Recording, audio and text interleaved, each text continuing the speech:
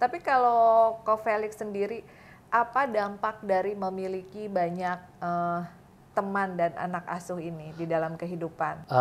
Yang saya alami adalah sama seperti kita banyak kenalan, banyak kawan yang alim gitu ya. Kita banyak kawan yang alim ya. Tentunya kita juga ketularan alim gitu. Kita ketularan hal-hal yang positif. Tapi nggak pernah digangguin atau dengar suara-suara gitu dari sekian banyak kalau malam-malam?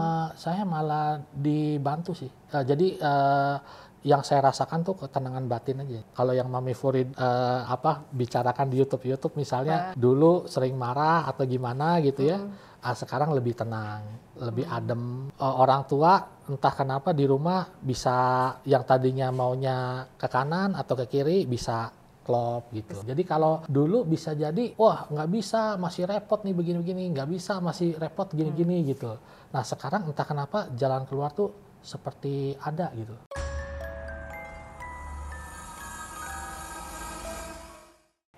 Halo teman-temannya Puri, ketemu lagi di sesi Indigo datengin seleb. Tapi kali ini selebnya bukan seleb artis yang kayak Selin Evangelista gitu, bukan. Melainkan seseorang yang senang mengoleksi ratusan bahkan sudah nyampe 1000 patung di rumahnya ya.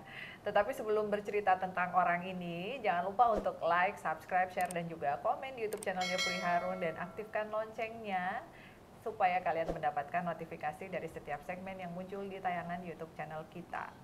Oke, Ko Felix ya. Terima kasih. Iya.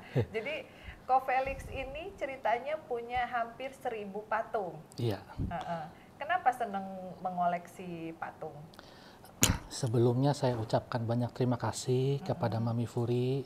Saya sudah diundang ke sini di acara yang sangat bagus ini. Mudah-mudahan kita semua bisa sharing kebaikan kepada semuanya. Jadi koleksi patung itu sebetulnya dari ayah saya, juga mungkin ibu saya ya. Kami sekeluarga beragama Buddha.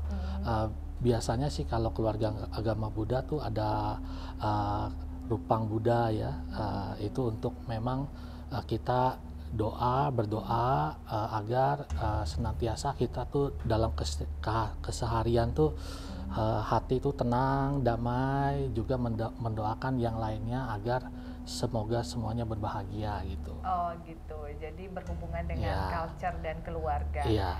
Iya. Jadi kalau Felix ini berarti tinggalnya memang asalnya di Jakarta apa bukan? Iya, saya asli orang Jakarta.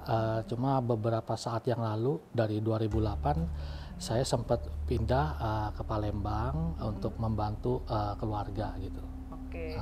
Nah, apa sih sebenarnya yang akhirnya membuat Felix juga sekarang mau adopsi beberapa patung, bahkan banyak ya patung-patung gitu ke Mami Fury gitu.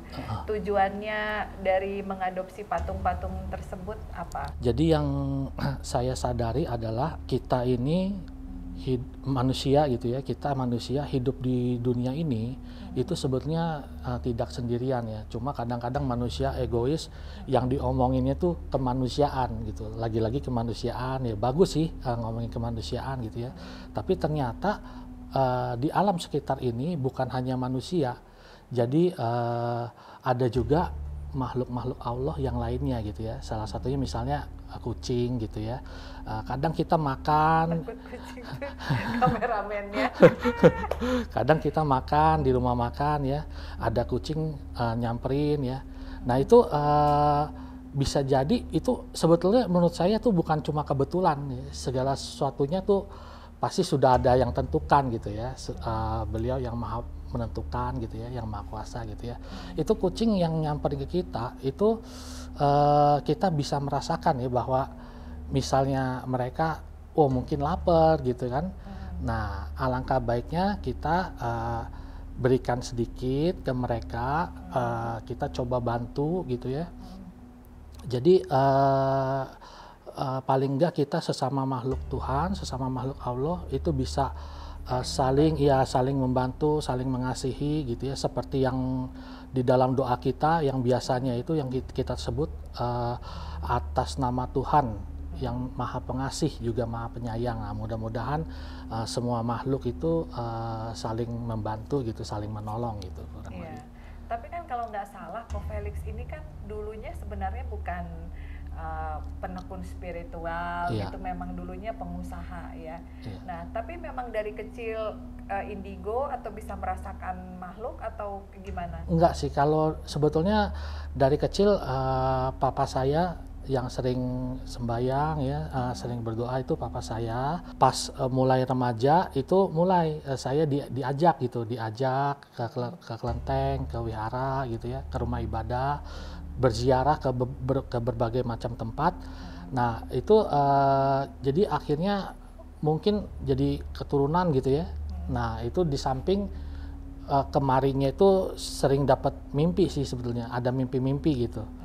Mimpi apa tuh? Jadi kejadian yang terjadi saat ini itu 3 tahun yang lalu itu saya ada mimpi bahwa saya seperti di rumah itu berantakan rumahnya. Ya saya kurang tahu ya rumah sendiri atau bagaimana di sebuah rumah agak berantakan. Nah akhirnya saya berkata dalam hati, kayaknya rumah ini saya mau beresin gitu ya, saya mau beresin. Pada saat saya beresin itu ada perabotan-perabotan rumah ya.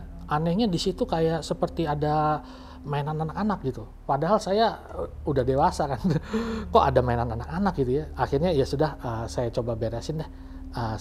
Pas saya udah beresin tuh udah agak beresin, nggak lama ada seperti seorang biksu lewat gitu. Nah beliau itu menyerupai Sai Baba. Jadi seperti rupanya seperti Sai Baba gitu lewat di dalam rumah. Lewat, saya beri hormat. Sejak itu gambaran langsung berubah gitu. Gambaran berubah, saya berubah seperti naik ke lantai 2. Pada saat saya naik ke lantai 2, ini mungkin berhubungan dengan benar-benar yang saat ini terjadi, bahwa saya itu seperti dipanggil oleh beliau, ditunjuk ke bawah, coba meditasi nih di sini, ini tempatnya dulu, tempatnya Buddha meditasi gitu. Nah pada saat saya mau meditasi, beliau ternyata bantu saya gitu. Kaki saya dipegang, saya meditasinya seperti sujud tapi telungkup semua gitu. Jadi di sini banyak sih pelajaran yang saya terima ya, bahwa beliau yang suci pun gitu ya, ibu yang kita banggakan gitu ya, yang kita sangat hormati, beliau tuh dengan kasih sayangnya mau bantu kita gitu, mau bantu kita. Dan beliau pegangin kaki saya supaya saya ini sejajar gitu, telungkup sejajar. Nah pada saat itu beliau bilang, tahan ya sebentar ya. Itu ada kayak api suci, kalau dalam agama Hindu tuh api arati ya, waktu bajan tuh ada api arati. Nah itu api aratinya itu seperti disinarin ke punggung saya. Nah pada saat itu tuh punggung saya terasa panas sekali gitu ya, panas gitu ya. Di dalam mimpi itu? Di dalam mimpi itu, begitu panas itu akhirnya saya bangun. Itu jam 3 pagi saya bangunnya. Jadi saya bangun, saya ceritain kepada papa saya, dulu belum almarhum ya, sekarang sudah almarhum. Papa saya bilang, oh ya bagus deh, maksudnya bagus aja gitu. Nggak dijelaskan bagusnya nggak dijelaskan, iya. Itu berarti tahun berapa tuh? Itu 3 tahun yang lalu itu. 2020. 2020. Ya. Kalau papa meninggal? 2020 akhir. Oh, berarti itu secara tidak langsung merupakan pertanda ya, kalau diterjemahkan sekarang mungkin karena papa udah mau nggak ada gitu, akhirnya Ko Felix yang harus ngurus rumah gitu ya. Jadi harus seolah-olah tuh saya harus balik. Ternyata rumah berantakan. Nah, pada saat ini 2023 nih saya balik ke rumah, pas saya beresin, entah kenapa ada mainan anak-anak gitu. Ada mainan anak-anak kecil gitu ya. Sesuai dengan yang muncul di mimpi. Iya, sesuai dengan yang muncul di mimpi gitu. Ada lagi sih kejadian yang lebih real gitu ya. pada saat saya kedatangan boneka dari Mami, Boneka yang mana? boneka Nyai ya. Oh, patung. Jadi Iya. Ko Felix juga pernah adopsi patung. Iya. Nanti kalian bisa lihat videonya, banyak banget Iya. ya. Nah itu punggung saya memang terasa panas di situ. Jadi sebelumnya itu sudah dikasih tahu, ini nanti mungkin kamu agak kepanasan daerah punggung. Anehnya sama tuh daerah punggung gitu, Iya, punggung iya, ke atas gitu. Jadi pada saat boneka Nyai datang itu terasa tuh panas daerah punggung terus ke atas itu sampai 3 hari atau lebih lah gitu. Nah, berarti bisa dibilang dengan aura yang Nyai itu paling kuat gitu ya? Iya, jadi yang saya alami adalah jadi papa saya itu biasa berdoa Dewi Kwan Im. Iya. Nah, papa saya ini waktu di Palembang gitu ya, itu menyarankan salah satunya itu berdoa di kuil di tempel namanya Lam Leong Bio. Jadi di Lam Leong Bio ini dewa utamanya itu Dewi utamanya itu Dewi Kwan Im. Oh, Nah, ternyata saya punya usut artinya Lam Leong Bio itu kuil naga selatan. Oke. Dewa utamanya Lam Hai Kwan Im. Jadi Kwan Im laut selatan gitu. Lagi-lagi kiblatnya ke selatan gitu. Betul, betul. Nah, yang saya telusuri gitu, yang saya garis bawahi gitu ya. Pertama, kiblatnya ke selatan. Nah, kedua, Dewi Kwan Im itu legendanya itu beliau itu sempat menitis gitu ya, jadi manusia gitu ya, menitis gitu ya. Itu sebagai putri raja. Putri raja, nama beliau itu Putri Miaosan. Itu ternyata pada saat saya telusuri di Nusantara itu ada gitu loh, seperti mirip gitu. Padahal mungkin beliau-beliau juga ya, kita kurang tahu ya, karena kita kalau saya sih makhluk biasa, jadi saya hanya menelusuri, wah ini kok di Nusantara juga mirip gitu. ada gitu. Jadi putri raja yang kiblatnya juga ke selatan, ke selatan, ke laut selatan gitu. Nah, jadi dari situ kan sudah banyak tuh kemiripan tuh ya. Sepertinya kebetulan, padahal nggak ada yang kebetulan di dunia ini ya, segala sesuatunya sudah kehendak ilahi gitu kan. Nah, masih banyak juga kemiripan yang lainnya gitu ya. Misalnya identik dengan penggambaran nih itu ular besar, atau itu kata orang sini sih, cuma kalau kata orang sana itu liong, naga gitu ya.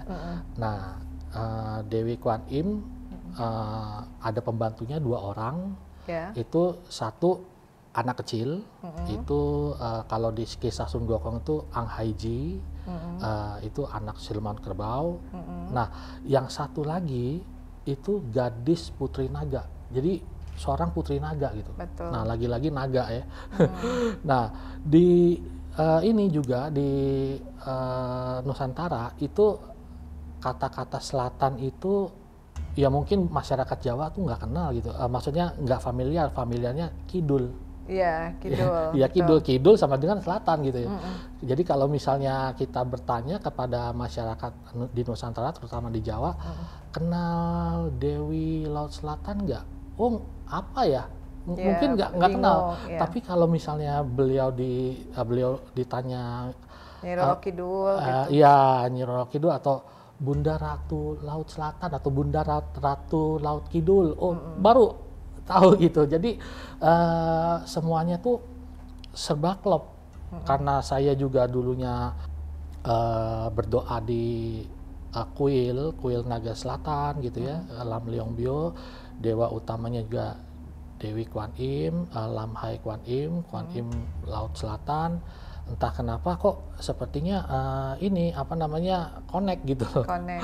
Nah kan waktu itu Felix tuh lihat foto ya. Iya. Lihat foto terus akhirnya memutuskan untuk mengadopsi patung Nyai tersebut gitu, sama seperti patung-patung yang ada di sini, Iya. tapi patung Nyainya tidak dibawa, cuman Iya. kita akan share videonya. Nah, Ah, apa yang membuat Felix memutuskan untuk oke saya mau adopsi yang ini gitu? iya, itu sebetulnya memang seperti feeling lah ya. Kayak ada ikatan emosi lah gitu ya, ikatan batin. Jadi saya merasa, oh saya merasa dekat dengan beliau gitu. Jadi ya di samping memang saya lihat dari sejarahnya Mami Furi itu sering nolong apa namanya banyak spirit gitu ya. Jadi yang saya ketahui adalah kita hidup di dunia ini tidak sendirian. eh, Kita sama-sama makhluk Tuhan, makhluk Allah gitu ya. Atas nama Tuhan yang Maha Pengasih dan Maha Penyayang, saya ingin bantu gitu loh makhluk Allah yang lainnya. Entah kenapa saya ketariknya ke beliau dulu gitu. Ke beliau dulu, selain yang ada di depan ini nih ada Dewa Siwa. iya Dewa Siwa, ada Eyang Semar, ya. ya. Ada juga Anak-anak, biku-biku anak biku-biku. muda ya. Jadi ya mudah-mudahan saya bisa bantu semuanya gitu ya. Memang dengan sesuai dengan apa yang kehendaknya gitu. Betul. Kehendak yang Maha Kuasa gitu. Iya. Nah kan banyak banget orang yang pengen mengadopsi ya, baik itu boneka ataupun patung ke Mami Furi secara khusus biasanya tuh mereka mengutamakan ingin kaya, ingin makmur. Padahal kan sebenarnya kita paham bahwa ini adalah mengasuh, membimbing dan mendoakan. Iya. Nah kalau menurut Ko Felix pandangan orang-orang seperti itu gimana? Oke, ini kita berbicara secara umum, secara manusiawi gitu ya. Secara manusia normal tuh biasanya kan banyak orang-orang kawan-kawan kita, termasuk saya juga, yang di dunia ini mungkin ada masalah ya. Masalahnya itu bukan cuma uang sih. Sebetulnya masalahnya itu misalnya masalah jodoh dulu. Iya soalnya Ko Felix belum dapet jodoh by the way. Siapa tahu yang nonton ada yang lagi cari jodoh. Promosi. Promosi. Jadi seperti saya misalnya masalahnya dulu dalam rumah tangga saya itu papa saya maunya begini, ibu saya maunya begini, adik saya maunya begini, sedangkan sayanya di luar kota. Jadi masing-masing tuh kayak pencara gitu. Jadi bagaimana mungkin sebuah keluarga bisa kompak kalau satu orang ke arah yang berbeda, masing-masing orang gitu. Nah itu salah satu contoh masalah orang gitu ya, manusia di keluarga. Nah jadi dari sini saya melihat kalau kita sering berdoa ya, sering menenangkan diri lah, kita dapat ketenangan batin lah, salah satunya. Itu mudah-mudahan segala masalah yang kita hadapi, mudah-mudahan kita dapat dengan tenang menjalaninya, melewatinya dan dapat jalan keluar. Nah, termasuk masalah keuangan sebetulnya. Cuma memang untuk masalah keuangan ini kalau bisa sih flashback juga ke dalam diri kita. Jangan sampai juga kita misalnya terlalu boros, gaya hidup salah gitu ya. Tapi sepengalaman saya, nah ini mungkin bisa digarisbawahi karena ini pengalaman saya. Kalau kita berkawan dengan orang alim, biasanya kita ketularan alim. Nah sama kita berhubungan dengan spirit-spirit yang good spirit, yang bagus gitu ya. Kita sering sholat, kita sering berdoa di tempat-tempat suci dan tempat-tempat yang tenang. Mudah-mudahan ketenangan itu bisa hinggap di hati kita, dan kedepannya itu segala masalah itu ibarat kata benang kusut, lama-lama mulai terurai gitu, gitu. Jadi permasalahan satu persatu bisa diatasi dengan baik, mudah-mudahan. Tetapi jangan berharap kekayaan dari patung atau dari boneka gitu kan Ko ya. Kita tetap harus berdoa kepada Tuhan gitu. Jadi saya juga suka agak ini ya, kalau orang nanya bisa bikin kaya nggak, itu biasanya nggak kita jawab sih gitu. Karena kalau orang berharap sesuatu dari yang bukan dari Tuhan kan pasti nantinya ke depannya nggak akan bagus. Seperti begitu. Tapi kalau Ko Felix sendiri, apa dampak dari memiliki banyak teman dan anak asuh ini di dalam kehidupan? Ya, yang saya alami adalah sama seperti kita banyak kenalan, banyak kawan yang alim gitu ya. Kita banyak kawan yang alim ya. Tentunya kita juga ketularan alim gitu. Kita ketularan hal-hal yang positif. Nah, sama kalau kita banyak berhubungan dengan hal-hal yang positif ya, seperti Eyang Semar gitu ya. Eyang Semar itu kan kalau kita lihat dari posturnya kan orang tua, Betul. penyabar ya. Dari kita lihat aja mudah-mudahan kita bisa dapat maknanya bahwa ya kita juga harus sabar dalam menghadapi dalam menghadapi persoalan gitu ya. Jadi mata kita bisa melihat segala hal yang baik-baik. Dari situ mudah-mudahan kedepannya kita bisa implementasikan di kehidupan kita gitu. Iya, tapi nggak pernah digangguin atau dengar suara-suara gitu dari sekian banyak kalau malam-malam? Saya malah dibantu sih. Jadi yang saya rasakan tuh ketenangan batin aja. Jadi misalnya kalau yang Mami Furid bicarakan di YouTube misalnya dulu sering marah atau gimana gitu ya. Sekarang lebih tenang, lebih adem. Orang tua entah kenapa di rumah bisa yang tadinya maunya ke kanan atau ke kiri bisa klop gitu. Bisa klop, bisa Yuk jadi kita satu. yuk kita bareng-bareng misalnya beresin rumah ini, bersihin rumah ini, nanti yuk pindah bareng-bareng ke rumah ini yang lebih tenang. Mau gitu. Jadi kalau dulu bisa jadi wah nggak bisa, masih repot nih begini-begini, nggak bisa, masih repot gini-gini gitu. Nah sekarang entah kenapa jalan keluar tuh seperti ada gitu.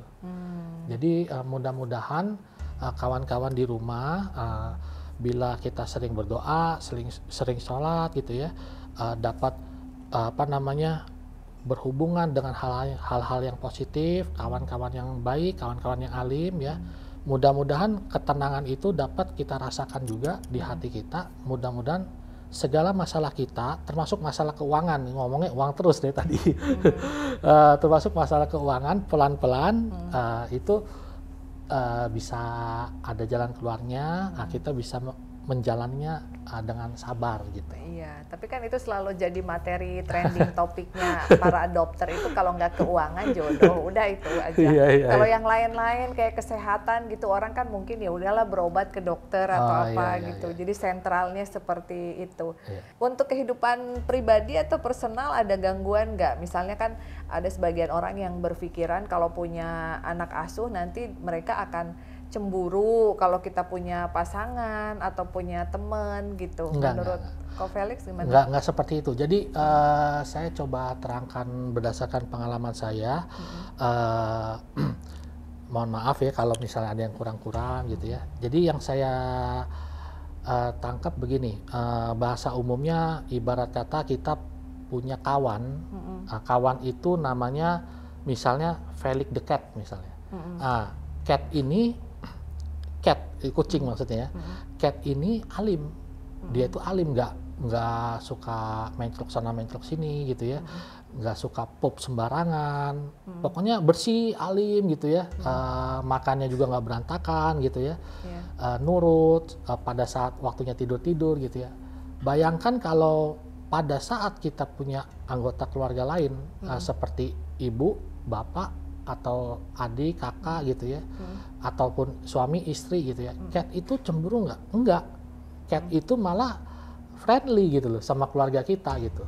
Malah kalau anjing itu malah menjaga ruangan kita. Kalau ada orang lain yang ingin jahil ke rumah kita, ya mungkin dia gonggongin atau bagaimana gitu kan. Tapi intinya si Felix the Cat ini itu friendly dengan keluarga kita gitu. Jadi nggak ada rasa cemburu atau gimana karena auranya memang udah aura positif gitu. Jadi mudah-mudahan kita juga harus memberikan atau menyebarkan hal-hal yang positif ke seluruh penjuru ya, terutama di lingkungan rumah dulu, di lingkungan kita juga gitu, di lingkungan kita dulu lah gitu kurang lebih. Iya, kayak gitu ya. Berarti udah tidak ada masalah lah Iya, ya. jadi Alhamdulillah. hal-hal yang positif pasti berimbas ke positif.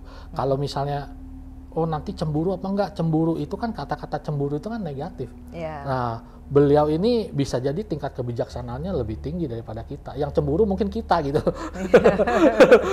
Ya kan? Jadi Iya. kita misalnya melihat ini udah ada, kalau saya sih memang suka yang old ya. Tapi kalau kawan-kawan di luar sana misalnya ada yang misalnya ada adopt cika lokal atau boneka yang lain Yang gitu ya. kecil-kecil. Tiba-tiba kita sendiri nih melihat, wah ada boneka Transformer nih bagus misalnya. Iya. Ya mungkin saja beliau Cemburu. mau gitu deh. Iya. Mau, kayaknya saya mau beli yang ini juga gitu ya.